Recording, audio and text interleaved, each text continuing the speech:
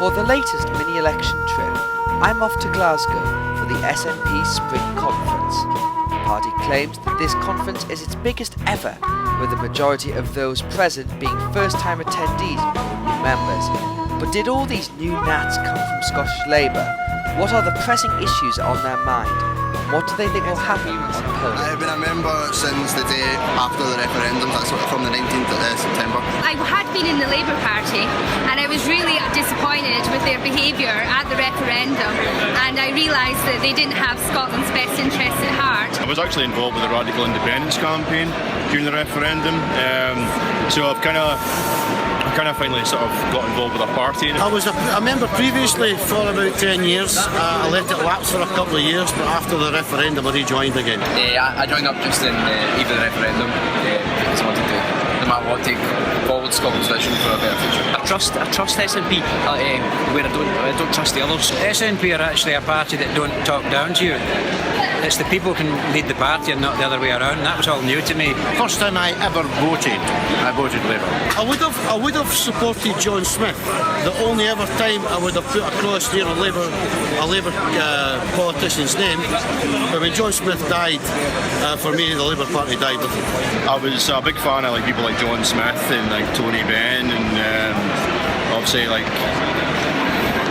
even now, Dennis Skinner's still got that kind of that old ethos and spirit of Labour. Voted for Conservatives at times in the past. I think the number one biggest issue facing Scotland would be protecting our NHS and not spending £100 billion on trident nuclear weapons. Westminster. Westminster Parliament. Westminster doesn't listen to us. They're just writing off 5.5 more million people. It's just grist to the mill.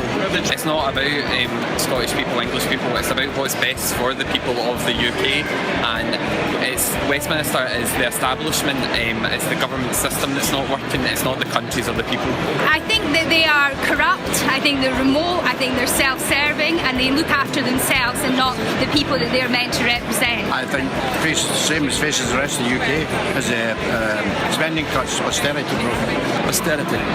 Westminster austerity, because their version of austerity isn't the austerity which could be considered in Europe. It's violent and it's aggressive. It doesn't. There's no social gain or economic gain coming from the end of it. I mean, the poor people, the disabled people, the young people are suffering from the mistakes of the rich, and they've been penalised while bankers and rich people have not been penalised. We want to make sure we hold Westminster's feet to the fire. What we're going to have to do in the general election is get the MPs into Westminster, and in the Scottish general election push for the SNP to even more seats in Scotland and eventually get independence. It might be 5-10 years down the line, doesn't matter. I'm fairly optimistic for 30 plus seats.